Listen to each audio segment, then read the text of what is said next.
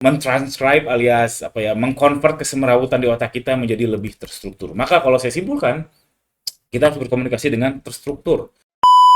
Ya teman-teman, sebelum lanjut nonton, tolong pastikan dulu teman-teman di bawah sudah subscribe ya. Karena subscribe itu mudah, gratis, dan ngebuat saya semangat. Semangat untuk bikin konten terus, yang mudah-mudahan bisa bermanfaat buat teman-teman. Buat teman-teman yang sudah sering nonton, please double check. Tolong double check di bawah sudah subscribe atau belum. Karena ada yang sering nonton tapi belum subscribe. Dan satu subscribe sangat berarti buat saya. Oke, please double check di bawah sudah subscribe atau belum. Kalau belum, tolong subscribe. Thank you semuanya, selamat melanjutkan.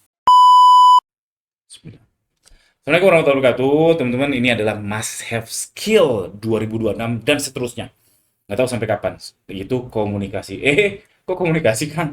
Ya komunikasi memang penting, tapi 2026 seterusnya, mungkin dari 2005 mungkin lebih tepat, 2025, ini komunikasi penting sekali, super duper penting. Karena kita bukan hanya komunikasi dengan manusia, tapi komunikasi juga dengan mesin.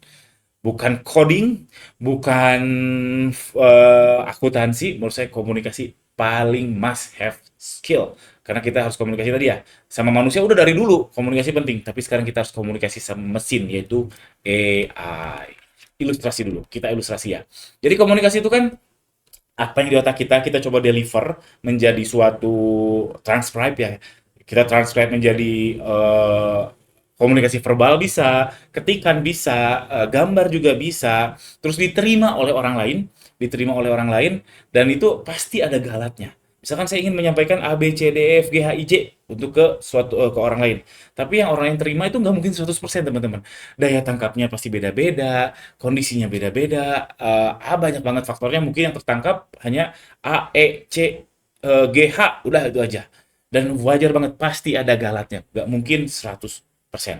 Dan sekarang ada AI yang dimana dia moodnya stabil, dia available kapan saja, itu pun masih ada galatnya. Jadi dari otak kita yang semrawut ini, terus kita memproses keluar ke mulut kita atau ke keyboard ya, yang mungkin masih semrawut, itu AI agak lebih paham.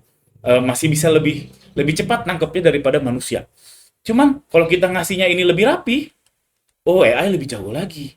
Makanya penting sekali bagaimana kita komunikasi dari proses dari otak menuju mulut kita atau menuju keyboard. Loh kok AI pakai ke mulut? Karena sekarang kan bisa ngobrol pakai AI, bisa. Dan saya sering melakukan, cobain deh ngobrol curhat sama AI. Kadang ketagihan. Dan ini makin kecil galatnya. Jadi berapa persen sih galatnya? Ya dulu saya pernah diajarin ini ya, saya lupa lah. Yang jelas 100% apa yang ada di otak kita tersampaikan 100% ke orang lain di ujung sana atau ke AI di ujung sana, jelas nggak mungkin lah. Yang jelas makin kecil makin baik. Dan caranya makin kecil, kesemrawutan di otak kita ini, kesemrawutan itu bagaimana biar terstruktur ketika keluar di mulut kita atau keluar di ketikan kita. Makin terstruktur, makin rendah galat yang diterima oleh AI atau oleh manusia. Jadi itu ilmu komunikasi yang saya tahu. Dan ini krusial sekali karena yang bisa mengontrol AI, bisa menggunakan AI untuk mempercepat apapun itu, dia yang menang saat ini. Race-nya memang gitu, balapannya seperti itu di wilayah grassroots seperti kita. Tapi kalau di wilayah atas, siapa yang AI-nya makin canggih, dia yang makin menang. Tapi bagi kita pengguna, users, bagaimana kita leverage leverage AI itu penting. Dan salah satu cara leverage AI ya tadi, yaitu bagaimana kita berkomunikasi dengan baik. Dan saya sudah banyak orang yang berkomunikasi yang susah untuk memahaminya, dia ngomongnya ke sana ke sini, apa yang di otaknya susah disampaikan, apalagi kalau depan umum, jadinya gagap sana sini, ngelantur sini, sehingga konteksnya tuh jadi nggak jelas sama orang yang diterima. Dan itu wajar teman-teman, karena di sekolah kita nggak diajarkan. Sorry, di angkatan saya mungkin ya, belakangan kalau udah era modern, ada era 2000-an kayaknya udah mulai diajarin gimana presentasi, gimana apa, tapi kalau dulu kan kayaknya matematika, ya gitu beda-beda lah. Cuman memang hmm, ini nggak terlalu serius ya, kecuali yang sebagai jurusan kuliahnya komunikasi. Oke ya, paham ya bagaimana kita eh, mentranscribe alias apa ya, mengkonvert kesemrawutan di otak kita menjadi lebih terstruktur. Maka kalau saya simpulkan, kita harus berkomunikasi dengan terstruktur. Jadi kita tahu ujung awalnya apa, ujung akhirnya apa, gimana kita mendeliver itu, mengeluarkan itu, ujung awal sama ujung akhirnya jelas. Jangan ke ujung awal, ujung akhir, awal akhir, kiri kanan. Itu ngebuat orang pusing. Ngebuat orang pusing. Dan saya sering melihat orang yang seperti itu. Dia mau menyampaikan sebenarnya A, tapi dia ngasih tahu ini dulu, ngasih tahu ini dulu, ngasih tahu dulu, dan kadang out of context. Kalau konteksnya sama untuk ngebangun si komunikasi yang A tadi nggak apa-apa, tapi kadang out of context. Yang itu ngebuat jadi saya juga jadi bingung mana poinnya apa. Dan itu banyak banget saya temukan. Terus yang kedua, bendahara kata. Bendahara kata jangan dianggap remeh, teman-teman. Jangan dianggap remeh. Bagaimana kita bisa menyampaikan suatu hal dengan kata yang pas. Itu bukan hal yang remeh. Dan ini memang sangat tidak mudah. Karena apa? Bendahara kata itu bisa didapatkan kalau kita rajin baca buku.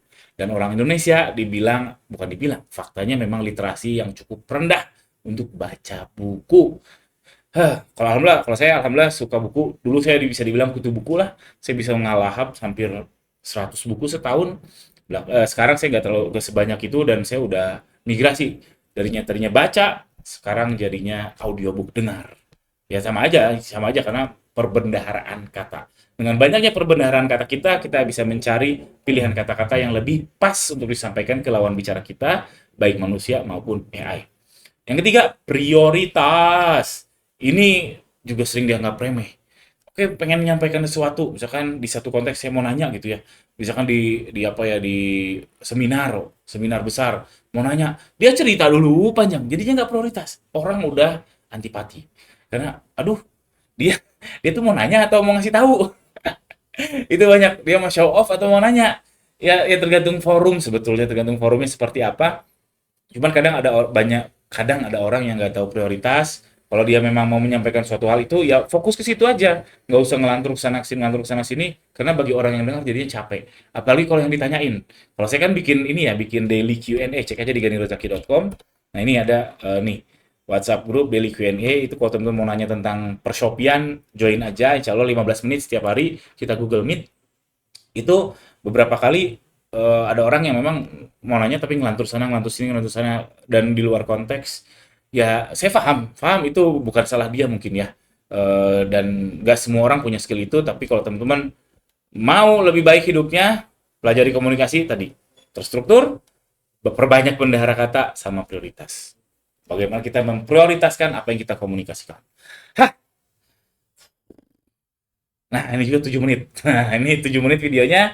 Ini juga saya berusaha memprioritaskan apa yang ingin saya sampaikan, termasuk prioritas terakhir adalah mempromokan sindikat dropship. Cek aja di ganirozaki.com kalau teman-teman mau join sindikat dropship, yaitu partnership seumur hidup sama saya dengan Mas Roni Kurniawan.